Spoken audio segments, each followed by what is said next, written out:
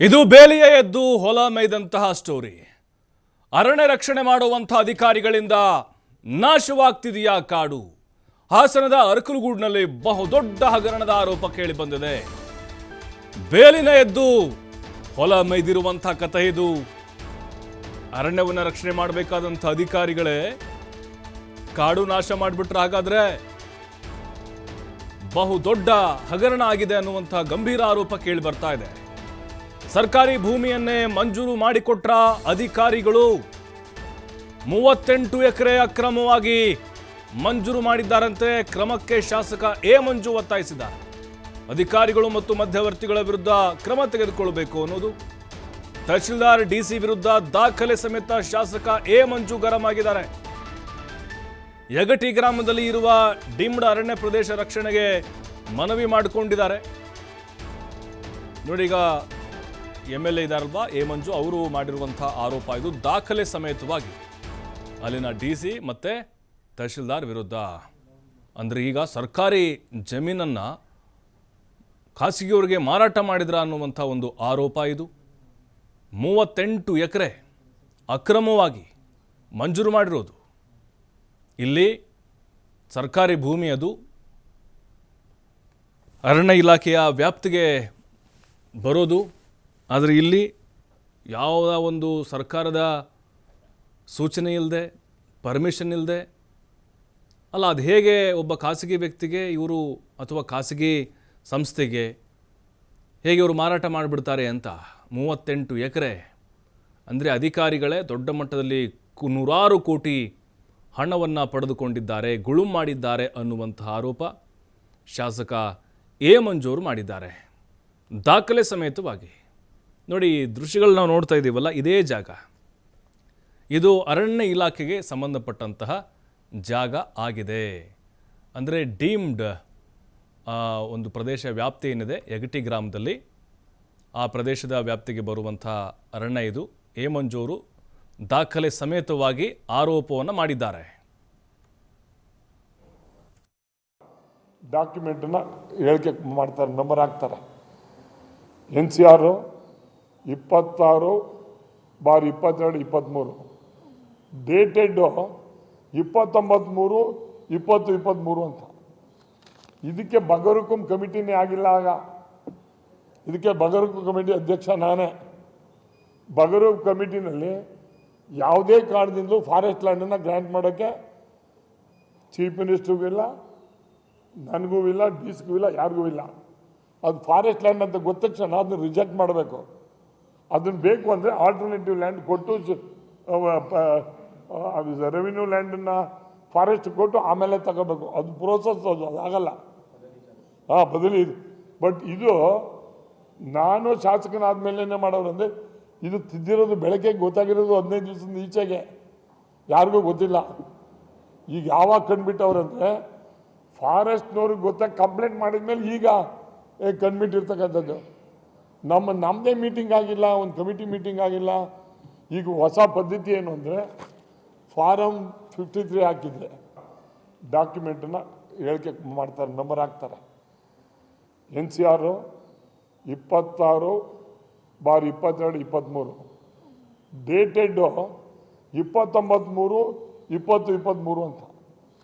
ಇದಕ್ಕೆ ಬಗರುಕುಂ ಕಮಿಟಿನೇ ಆಗಿಲ್ಲ. ಆಗ ಇದಕ್ಕೆ ಬಗರುಕುಂ ಕಮಿಟಿ ಅಧ್ಯಕ್ಷ ನಾನೇ. ಬಗರುಕುಂ ಕಮಿಟಿನಲ್ಲಿ ಯಾವುದೇ ಕಾರಣ. ಈ ಆರೋಪಕ್ಕೆ ಸಂಬಂಧಪಟ್ಟಂತೆ ಶಾಸಕ ಎ ಮಂಜೂರನ್ನ ನಮ್ಮ ಪ್ರತಿನಿಧಿ ಪ್ರಕಾಶ್ ಮಾತನಾಡಿಸಿದ್ದಾರೆ, ನೋಡೋಣ. ಹಾಸನ ಜಿಲ್ಲೆ ಅರಕಲಗೂಡು ತಾಲೂಕಿನಲ್ಲಿ ಬಹುದೊಡ್ಡ ಹಗರಣವನ್ನು ಕೂಡ ಈಗಾಗಲೇ ಸ್ಥಳೀಯ ಶಾಸಕರು ಬಯಲಿಗೆ ಎಳೆದಿರುವಂಥದ್ದು. ಅಂದರೆ ಸರ್ಕಾರಿ ಅರಣ್ಯ ಪ್ರದೇಶಕ್ಕೆ ಸೇರಿದ ಸುಮಾರು 34 ಎಕರೆ ಜಾಗವನ್ನು ಕೂಡ ಈಗಾಗಲೇ ತಾಲೂಕು ಆಡಳಿತ ಬೇರೆಯವರಿಗೆ ಸಾಗುವಳಿ ಚೀಟಿ ಕೊಟ್ಟಿದೆ ಅನ್ನುವ ಆರೋಪಗಳು ಕೂಡ ಈಗಾಗಲೇ ಕೇಳಿ ಬರ್ತಾ ಇರುವಂಥದ್ದು. ಜೊತೆಗೆ ನಿಮ್ಮ ಗಮನಕ್ಕೆ ಬಾರದಾಗೆ ಹೇಗೆ ಇದು ಖಾತೆ ಆಗುತ್ತೆ, ಜೊತೆಗೆ ಸಾಗುವಳಿ ಚೀಟಿ ಕೊಡ್ತಾರೆ ಅಂತ.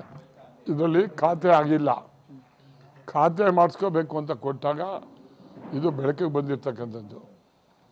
ಇದು ಯಾವುದೋ ಒಂದು ನಂಬರ್ ಹಾಕಿ 66/22-23 ಅಂತ ಹಾಕಿ ಆ ಡೇಟಲ್ಲಿ ಇದನ್ನು ಅವ್ರಿಗೆ ಆರ್ಡ್ರ್ ಕೊಡ್ತಾರೆ. ಯಾರಿಂದ? ತಹಸೀಲ್ದಾರ್ ಮೋಹನ್ ಅಂತ ಇರ್ತಾರೆ, ಹಿಂದೆ ತಹಸೀಲ್ದಾರ್ ಅವ್ರ ಹೆಸರು ಕೊಡ್ತಾರೆ. ಅದನ್ನು ತಹಸೀಲ್ದಾರು ಅವರು ಟ್ರಾನ್ಸ್ಫರ್ ಆಗಿ ಹೋದ್ಮೇಲೆ ಆ ರಿಜಿಸ್ಟ್ರಲ್ಲಿ ಇದನ್ನು ಎಂಟ್ರಿ ಮಾಡ್ತಾರೆ, ಇಂತಿಂಥವ್ರಿಗೆ ಅಲಾಟ್ ಆಗಿದೆ ಇಂತಿಂಥ ಇದರಲ್ಲಿ ಅಂತೇಳಿ. ಬಹುಶಃ ನಾನು ಶಾಸಕನಾದಮೇಲೆ ಒಂದೇ ಒಂದು ಮೀಟಿಂಗ್ ಮಾಡಿರೋದು. ಆ ಮೀಟಿಂಗಲ್ಲಿ ಯಾರಿಗೂ ನಾವು ಗ್ರ್ಯಾಂಟನ್ನು ಮಾಡಿಲ್ಲ. ಇವ್ದು ಹೆಂಗೆ ಬಂತು ಅಂತಕ್ಕಂಥದ್ದು ಪ್ರಶ್ನೆ ಉದ್ಭವ ಆದಾಗ, ಅದು ಕೆದಕಿದಾಗ ನಮಗೆ ಈಗ ಗೊತ್ತಾಯಿತು. ಅದು ಯಗಟಿ ಗ್ರಾಮದಲ್ಲಿ ಇರ್ತಕ್ಕಂಥದ್ದು ಸುಮಾರು 38 ಎಕರೆ ಅರಣ್ಯ ಪ್ರದೇಶ ಇರ್ತಕ್ಕಂಥದ್ದಲ್ಲಿ 5 ಜನಕ್ಕೆ 3 ಎಕರೆ 20 ಗುಂಟೆ ಥರ ಅದನ್ನು ಗ್ರ್ಯಾಂಟ್ ಸರ್ಟಿಫಿಕೇಟು ಕೊಟ್ಟು ಅದನ್ನು ರಿಜಿಸ್ಟ್ರಲ್ಲಿ ಯಾರ್ದೋ ಹೆಸರು ಇರ್ತಾರಲ್ಲ ಹಿಂದೆ ಮೀಟಿಂಗ್, ಆ ಮೀಟಿಂಗ್ನಲ್ಲಿ ಪ್ರೊಸೀಡಿಂಗ್ಸಲ್ಲಿ ಇದೆ ನನಗೆ ಕೆಳಗಡೆಗೆ ದಾಖಲೆ ಮಾಡ್ತಾರೆ. ನಮಗೆ ಆಶ್ಚರ್ಯ ಆಗ್ತದೆ ಅದನ್ನು ತರಿಸ್ಕೊಂಡು ನೋಡಿದಾಗ. ಆ ಮೀಟಿಂಗೂ ಬಂದಿಲ್ಲ, ಏನೂ ಇಲ್ಲ. ಇವರು ಕೋರ್ಟ್ಗೆ ಹೋಗಿ ಕೋರ್ಟಲ್ಲೂ ಕೂಡ ಇವ್ರಿಗೆ ಮಾಡೋಕ್ಕೆ ಕೊಡ್ದು ಅಂತೇಳಿ ಎಲ್ಲ ಬಂದಾದ್ಮೇಲೂ ಇವರು ಬೆಳಕಿಗೆ ಬಂದಿರೋದು. ಬಹುಶಃ ನನಗನ್ನಿಸ್ತದೆ ಇದರಲ್ಲಿ ಕಂದಾಯ ಇಲಾಖೆಯ ಕೈವಾಡ ಜಾಸ್ತಿ ಇದೆ ಇದರಲ್ಲಿ. ಅದನ್ನು ಕಂದಾಯ ಇಲಾಖೆಯವರು ಮಾಡ್ದಲೇ ರಿಜಿಸ್ಟ್ರಿಗೆ ಬೇರೆಯವ್ರು ಬರೆಯೋಕ್ಕೆ ಸಾಧ್ಯ ಇಲ್ಲ. ಇದರಲ್ಲಿ ಯಾರ್ಯಾರು ಸೇರಿದ್ದಾರೆ ಅಂತಕ್ಕಂಥದ್ದನ್ನು ಜಿಲ್ಲಾ ಆಡಳಿತ DC ಅವರು ಇದನ್ನು ಮಾಡಬೇಕು.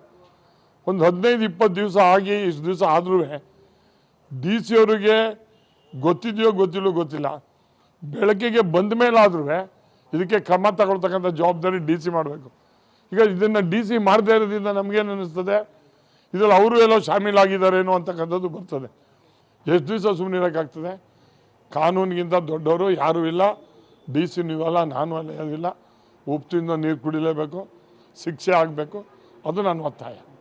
ಇದಿಷ್ಟು ಸ್ಥಳೀಯ ಶಾಸಕರು ಕೂಡ ಹೇಳುವಂಥ ಮಾತು. ಅಂದರೆ ಈಗಾಗಲೇ ಇದಕ್ಕೆ ಸಂಬಂಧಪಟ್ಟ ಹಾಗೆ ಅಧಿಕಾರಿಗಳ, ತಾಲೂಕು ಅಧಿಕಾರಿಗಳು ಮತ್ತು ಜಿಲ್ಲಾಧಿಕಾರಿಗಳ ಇದರಲ್ಲಿ ತಪ್ಪು ಕೂಡ ನಡೆದಿದೆ. ಯಾಕೆ ಈ ತಪ್ಪು ಮಾಡಿದಂಥ ಅಧಿಕಾರಿಗಳ ಮೇಲೆ ಕ್ರಮ ವಹಿಸಬಾರ್ದು, ನಾನು ಕೂಡ ಸದನದಲ್ಲಿ ಪ್ರಸ್ತಾಪ ಮಾಡ್ತೀನಿ. ಜೊತೆಗೆ ಸ್ಥಳೀಯ ಇದಕ್ಕೆ ಸಂಬಂಧಪಟ್ಟ ಹಾಗೆ ಸಚಿವರ ಗಮನಕ್ಕೂ ಕೂಡ ತರ್ತೀನಿ ಎನ್ನುವ ಮಾತುಗಳನ್ನ ಹೇಳಿರುವಂಥದ್ದು. ಮಹಿಳಾ ಪೌರ ಕಾರ್ಮಿಕರ ಜೊತೆ ಯುವಕ ಡಿಶುಮ್ ನಡೆಸಿದ್ದಾನೆ. ಹಾಸನದ ಅರಸೀಕೆರೆಯಲ್ಲಿ ಪೌರ ಕಾರ್ಮಿಕರ ಮೇಲೆ ಹಲ್ಲೆ ಮಾಡಿದ್ದಾನೆ. ಮನೆ ಮುಂದಿದ್ದ ಕಸ ವಿಲೇವಾರಿ ವಿಚಾರಕ್ಕೆ ನಡೆದಿರುವಂತಹ ಗಲಾಟೆ ಅದು. ನೋಡಿ, ನಗರವನ್ನು ಸ್ವಚ್ಛ ಮಾಡುವಂಥವ್ರು, ಇವರು ಮನೆ ಮುಂದೆ ಅಂಗಳನ ಕ್ಲೀನ್ ಮಾಡುವಂಥವ್ರು, ಅವ್ರ ಮೇಲೆ ದೌರ್ಜನ್ಯ ರೌಡಿಸಮ್ ಮಾಡ್ತಾರೆ ಅಂತ ಹೇಳಿದ್ರೆ ಇವರು. ಕಸ ವಿಲೇವಾರಿ ವಿಚಾರಕ್ಕೆ ಶುರುವಾದಂಥ ಗಲಾಟೆ ಆದರೆ ಕೈ ಮಿಲಾಯಿಸುವ ಹಂತಕ್ಕೆ ಹೋಗಿದೆ. ಮಾತಿನ ಚಕಮಕಿ ತಾರಕಕ್ಕೇರಿ ನಂತರ ಎರಡೂ ಕಡೆಯವ್ರದ್ದು ಜಗಳ ಹೋಗಿದೆ. ಹಲ್ಲೆಗೊಳಗಾದಂತಹ ಮಹಿಳಾ ಪೌರ ಕಾರ್ಮಿಕರು ಈಗ ಆಸ್ಪತ್ರೆಗೆ ದಾಖಲಾಗಿದ್ದಾರೆ.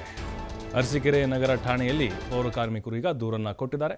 ಕಸ ವಿಲೇವಾರಿ ವಿಚಾರಕ್ಕೆ ಸಂಬಂಧಪಟ್ಟಂತೆ ಮಾತಿಗೆ ಮಾತು ಬೆಳೆದು ಉಂಟಾದಂಥ ಒಂದು ಜಗಳ ನೋಡಿ. ಆ ಯುವಕ ಹೆಣ್ಣು ಮಕ್ಕಳು ಅಂತ ನೋಡದೆ ಯಾವ ರೀತಿ ಅವ್ರನ್ನ ಹೊಡೆದಿದ್ದಾನೆ ಅಂಥೇಳಿ ನೆಲಕ್ಕೆ ಬಿಸಾಕಿದ್ದಾನೆ.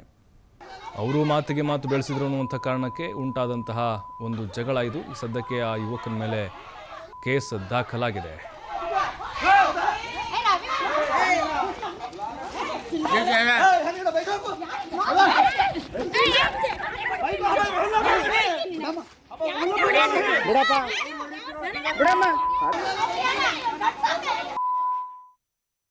ಚರಂಡಿ ಗೂಡ್ಸ್ಕೊಂಡು ಕಸ ಹಾಕೊಂಡು ಬಂದ್ವಿ. ಅಲ್ಲಿ ರೋಡ್ ಸೈಡೇ ಕಸ ಹಾಕಿದ್ವಿ. ಅವ್ರ ಮನೆ ಹತ್ರನೂ ನಾವು ಕಸ ಹಾಕಿರ್ಲಿಲ್ಲ, ರೋಡ್ ಸೈಡ್ ಹಾಕಿದ್ವಿ. ಹಿಂದ್ಗಡೆಯಿಂದಾನೆ ಟ್ರ್ಯಾಕ್ಟರ್ ಲೋಡ್ ಮಾಡ್ಕೊಂಡು ಬರ್ತಾ ಇತ್ತು. ಅವರು ಒಂದು ಅರ್ಧ ಗಂಟೆ ತಾಳ್ರಿ, ಅಲ್ಲಿ ಹಿಂದ್ಗಡೆಯಿಂದ ಕಸ ತುಂಬ್ಕೊಂಡ್ ಬರ್ತಿದ್ದಾರೆ ಅಣ್ಣ ಅಂತ ಹೇಳಿದ್ವಿ. ಅವರು ಕೇಳಲಿಲ್ಲ, ಬಂದು ಏಕಾಏಕಿ ಕೆಟ್ಟ ಮಾತೆಲ್ಲ ಬೈದ್ರು. ನೀವೇನಕ್ಕೆ ಇಲ್ಲಿ ಬಂದಿದ್ದೀರಾ, ನಾವು ಕಂದಾಯ ಕಟ್ಟಿದ್ರೆ ನಿಮಗೆ ಸಂಬಳ ಬರೋದು, ಇಲ್ಲ ಅಂದ್ರೆ ನಿಮಗೆ ಸಂಬಳ ಬರುತ್ತೆ, ಹಂಗೆ ಹಿಂಗೆ ಅಂತ ಹೇಳಿ ಕೆಟ್ಟ ಮಾತೆಲ್ಲ ಬೈದಿದ್ದಕ್ಕೆ ನಾವು ಹೇಳಿದ್ವಿ, ಅಣ್ಣ ನೀವು ನಿಮ್ಮ ಮನೆ ಹತ್ರ ಹಾಕಿಲ್ಲ, ನಿಮ್ಮ ಮನೆ ಇರೋದು ಆ ಕಡೆ, ನಾವು ಹಾಕಿರೋದು ರೋಡಲ್ಲಿ, ಮುನ್ಸಿಪಾಲ್ಟಿ ಟ್ಯಾಕ್ಟ್ರಿ ಬರುತ್ತೆ, ತುಂಬ್ಕೊಂಡು ಹೋಗುತ್ತೆ, ನಾವು ಕಸ ಎಲ್ಲ ಹಾಕಬೇಕು ಅಂತ ಕೇಳಿದ್ದಕ್ಕೆ ಗೋಲ್ ತಗೊಂಡ್ಬಂದು ಹೊಡೆದ್ರು.